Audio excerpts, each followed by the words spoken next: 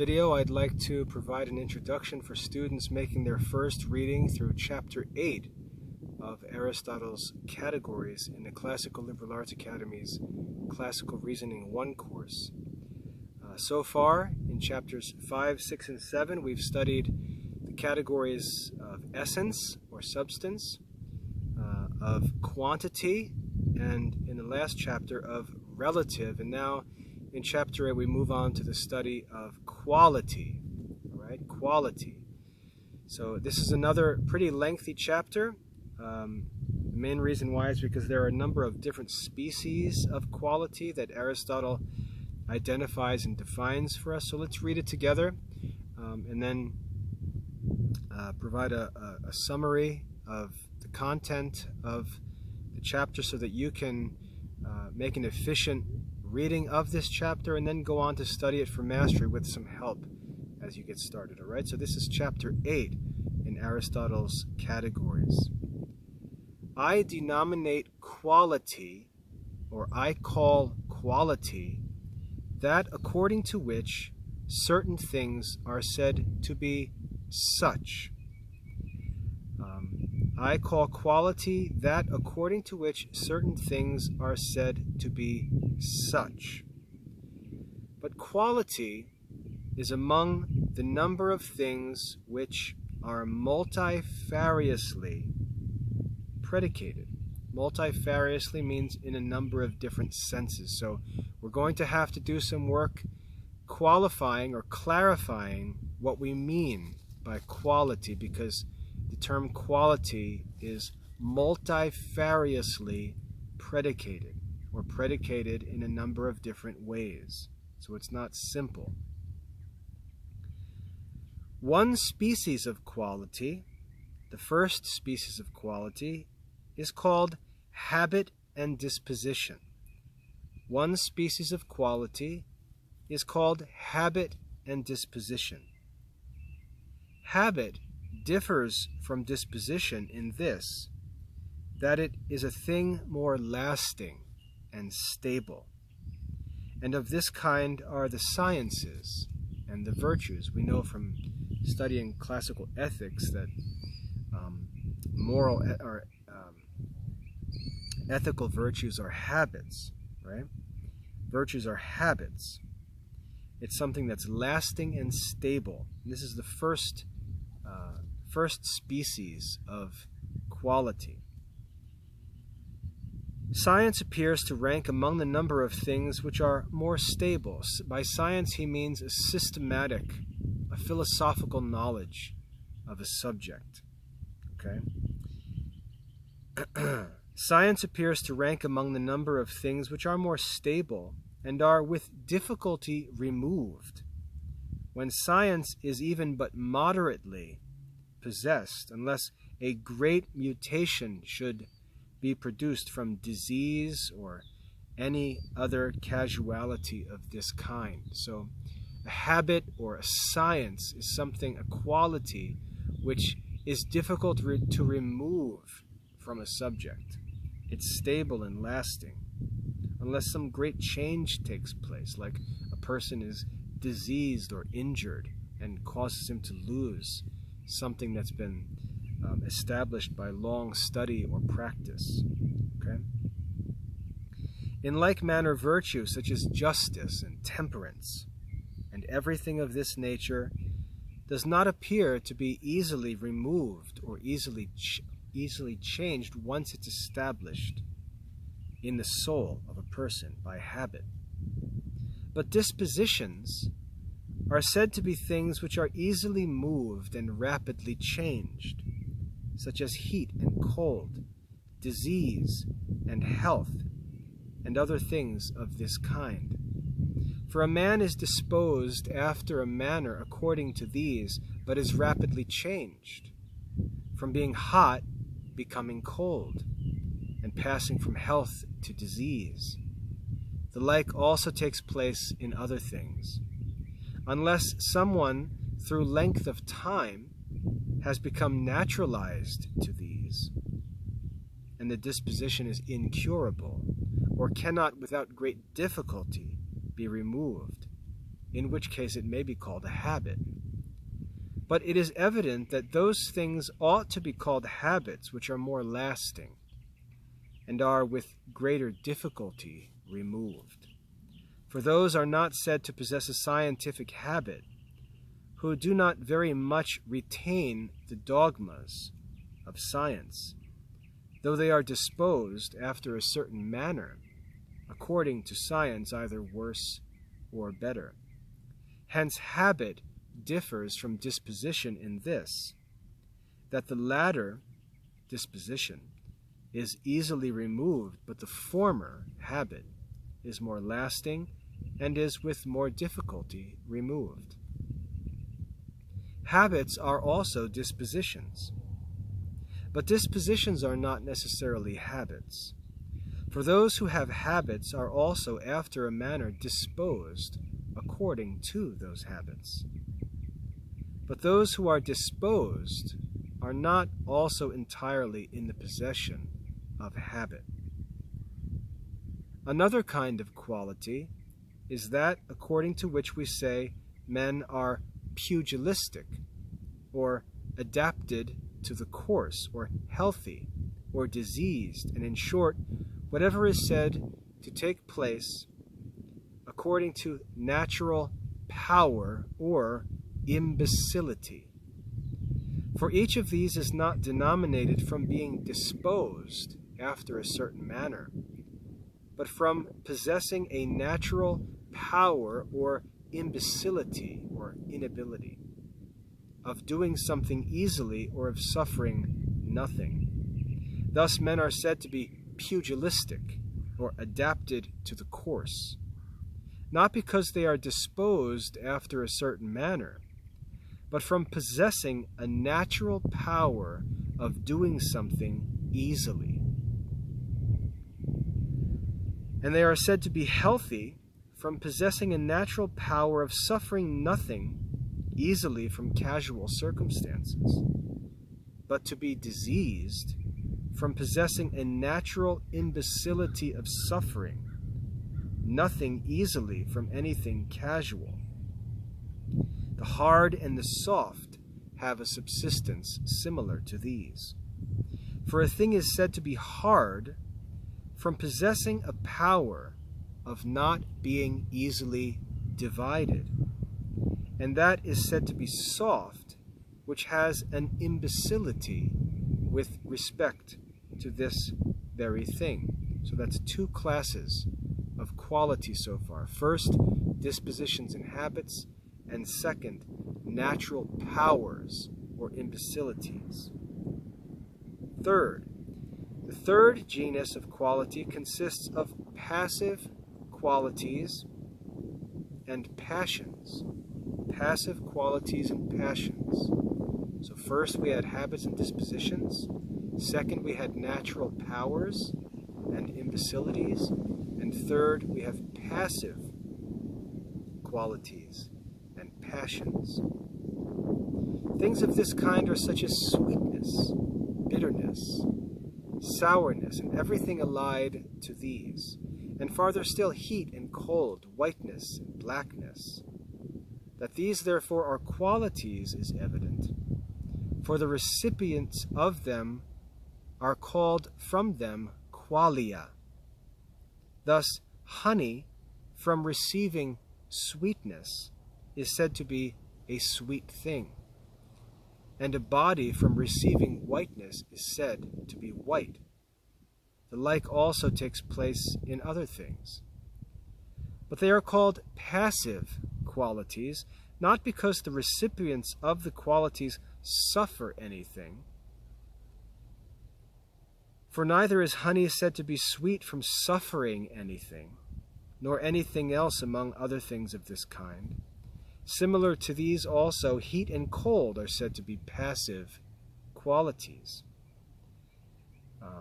Not from the recipients themselves suffering anything, but because each of the above-mentioned qualities is productive of passion in the senses, and therefore they are called passive qualities. That's an important line. Passive qualities are qualities that produce passion in the senses. Okay? For sweetness produces a certain passion according to taste.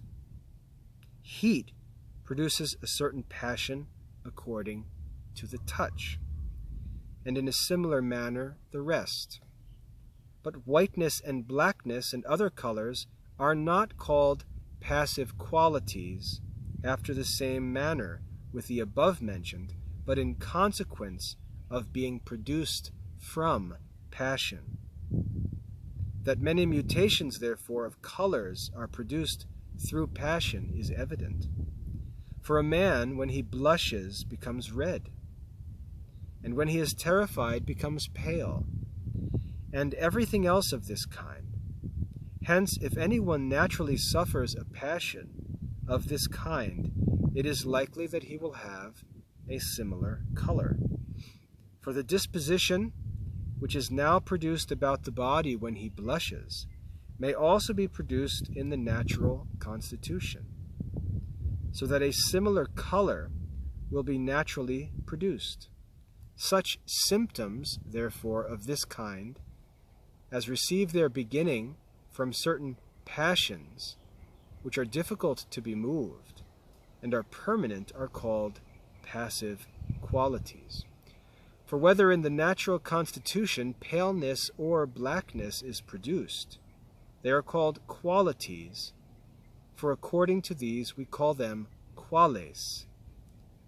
Or whether through long disease or heat, paleness or blackness happens to the same person, and he is not easily restored to his former condition, or these remain through the whole of life, these are also called qualities, for in a similar manner from these we call them quales. But such symptoms as are produced from things which are easily dissolved and rapidly restored to their former condition are called passions and not qualities.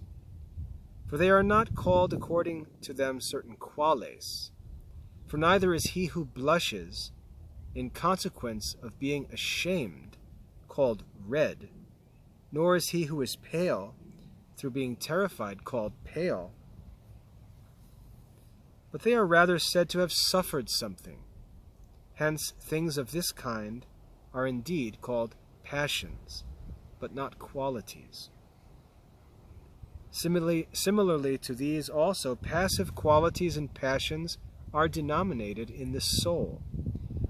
For such things as immediately from the birth of anyone are produced from certain passions difficult to be removed, these are called qualities, such as insanity, anger, and things of this kind. For men are said to be quales according to these, namely, wrathful and insane. In a similar manner also, such other mutations of a thing from its proper condition as are not natural, but are produced from certain other symptoms, which are with difficulty removed, or which are in short immovable.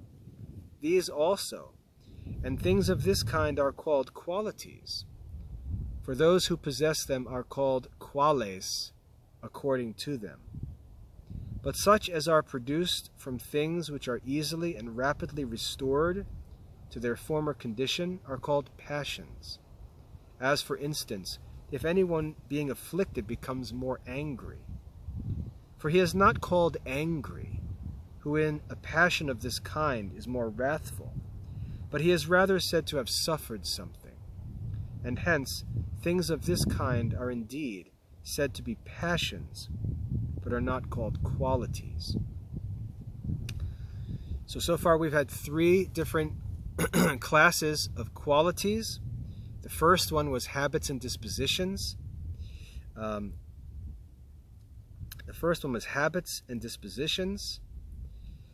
The second was natural powers and imbecilities.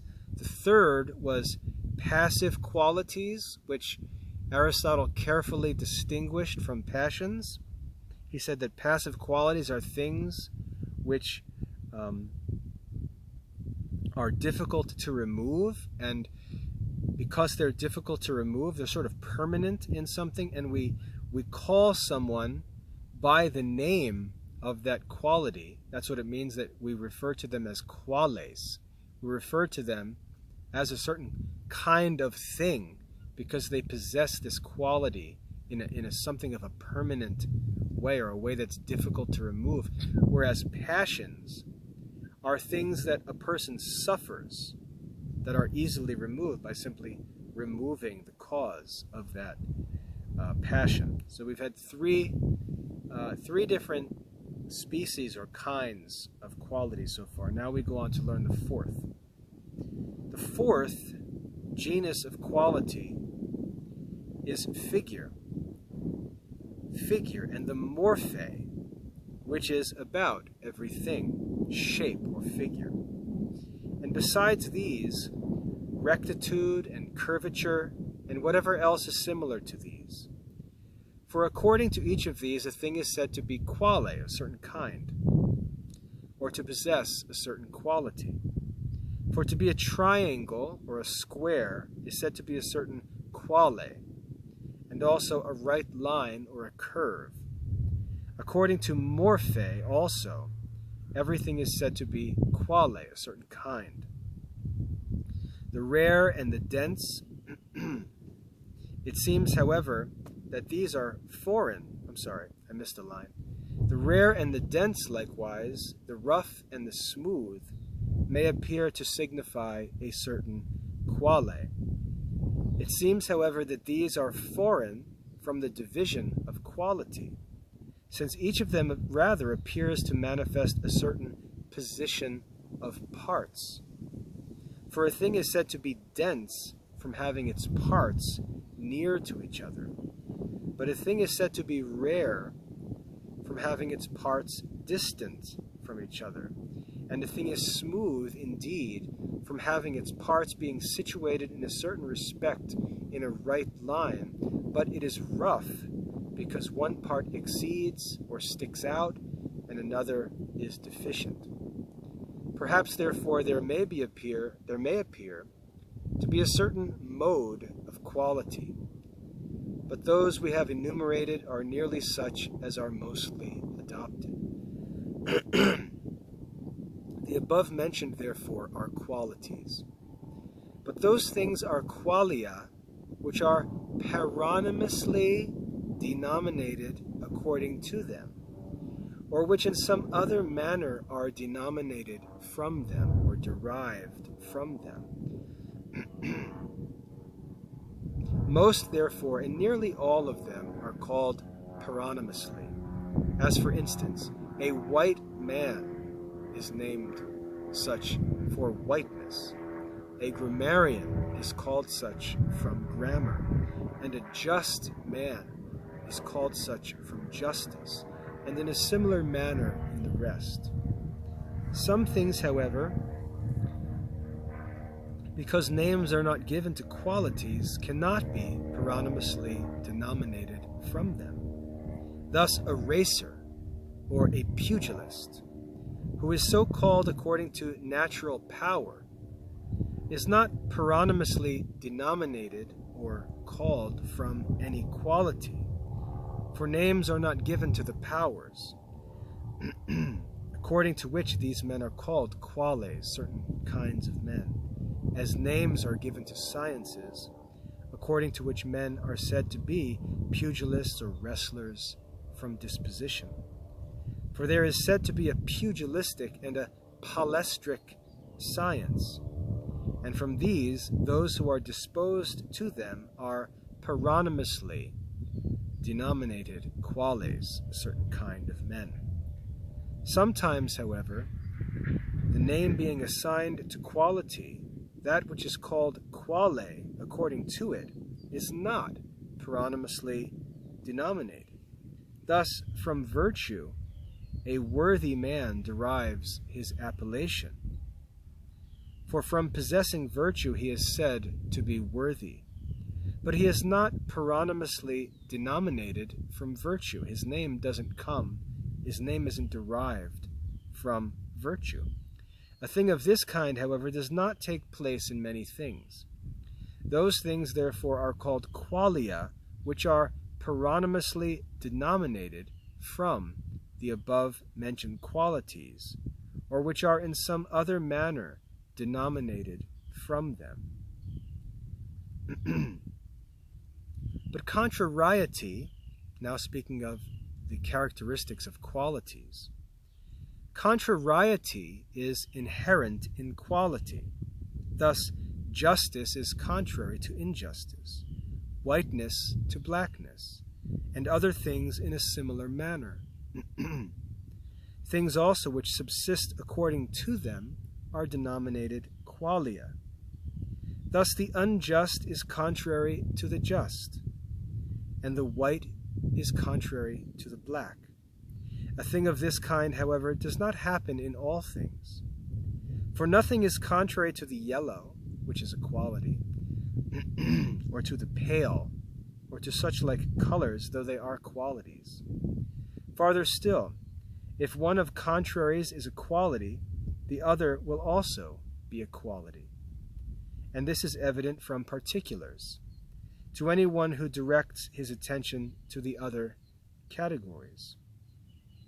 Thus, if justice is contrary to injustice, but justice is a quality, then injustice is also a quality. For no one of the other categories accords with injustice, neither quantity nor relation, nor where, nor in short any one of the 10 categories, except quality. The like also takes place in the other contraries according to quality. Qualia also receive more and less. They receive degrees. One thing is said to be more or less white than another. And one thing is said to be more or less just than another. The same thing likewise receives an accession, for a thing which is white is capable of becoming still more white. This, however, is not the case with all qualities, but with most things. For someone may doubt whether justice can be said to be more or less justice, and in a similar manner in other dispositions. For some doubt about things of this kind, and assert that justice is not entirely said to be more or less than justice, nor health than health. But they say that one person has more of health than another person, and that one person has less justice than another person, and in a similar manner with respect to grammar and other dispositions. Things, however, which are denominated according to these, indubitably or undoubtedly receive the more and the less. For one man is said to be more a grammarian than another, and to be more just and more healthy than another, and in a similar manner in other things. But triangle and square do not appear to receive the more and the less, nor any other figure. For those things which receive the definition of a triangle and the definition of a circle are all of them similarly triangles or circles. But of things which do not receive the same definition, one is not said to be more a certain quality than another. For a square is not more than an oblong or rectangle, since neither of them receives the definition of the circle. Let me reread that. A square is not more a circle than an oblong. That's written in an awkward way in the book. It should be read as, a square is not said to be a circle more than an oblong, since neither of them receives the definition of the circle. In short, unless both receive the definition of the thing proposed, the one cannot be said to be more a certain quality than the other. All qualities, therefore, do not receive more and less. Hence, of the above-mentioned particulars, no one is the peculiarity of quality. Things, however, are said to be similar or dissimilar according to qualities alone. So, being said to be similar or dissimilar appears to be the peculiarity of quality. One thing is not similar to another according to anything else than so far as it is quale, or a thing of a certain kind. Hence it will be the peculiarity of quality to be called similar or dissimilar to it. It is not, however, necessary to be disturbed, lest anyone should say that we, proposing to speak of quality, connumerate many things which are relatives. For we said that habits and dispositions are among the numbers of relatives. For nearly in all things of this kind, the genera are said to be relatives, but of particulars no one is a relative. Thus, science being a genus, that which it is said to be with reference to something else. For it is said to be the science of a certain thing. But of particulars, no one is said to be that which it is with reference to something else. Thus, grammar is not said to be the grammar of something, nor music the music of something, unless perhaps according to genus these are also said to be relatives. For instance, grammar is said to be the science of something, not the grammar of something. And music is said to be the science of something, not the music of something. So that particular sciences are not among the number of relatives. We are said, however, to be quales from particular sciences, for we possess these. And we are said to be scientific from possessing certain particular sciences. Hence, these are particular qualities, according to which we are sometimes said to be quales. But these are not among the number of relatives. Again, if the same thing should be a particular quality and a relative, there is no absurdity that it should be enumerated in both genera. And that's all for chapter 8. So what's important in chapter 8 is that we see that there are 4 species of qualities identified and described by Aristotle. 4 species. We also saw the characteristics of qualities described by Aristotle, and then we saw the peculiarity of qualities, that they're said to be similar and dissimilar with one another. That's the peculiar characteristic of qualities. The 2 phrases used throughout the chapter, qualia and quales, are put in italics and kept in their Latin